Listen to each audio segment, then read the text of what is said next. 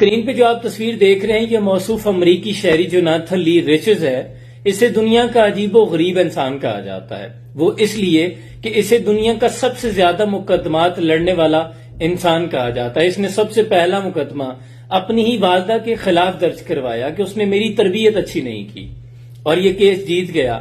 اس مد میں اسے $20,000 معاوضہ ملا۔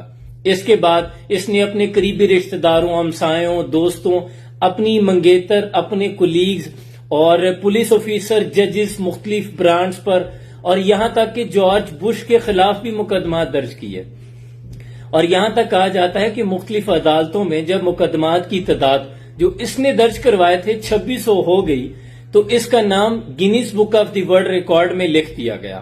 اس نے Guinness book of world record کے مالکان کے خلاف مقدمہ درج کروا دیا کہ آپ نے میرا ذاتی زندگی کا مواد میری مرضی کے بغیر کیوں شائع کیا، اور مختلف مقدمات کی مد میں جو ہرجانے اور جرمانے کا دعویٰ اس نے کیا تھا یہ $8,50,000 جیت چکا ہے۔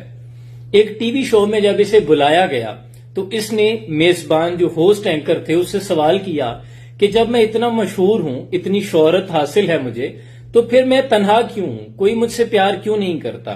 تو اس پر جو ہوسٹ تھا وہ ہنس پڑا، بے ساختہ کہا نکل گیا۔ اسے اس بات کا غصہ آیا اور یہ وہاں شو چھوڑ کر غصے کے ساتھ اٹھ کے آ گیا۔ آ کر اس نے اس ٹی وی مالکان کے خلاف ہی مقدمہ درج کروا دیا اور کیس جیت گیا۔ وہاں سے بھی اس نے $50,000 جیت لیے۔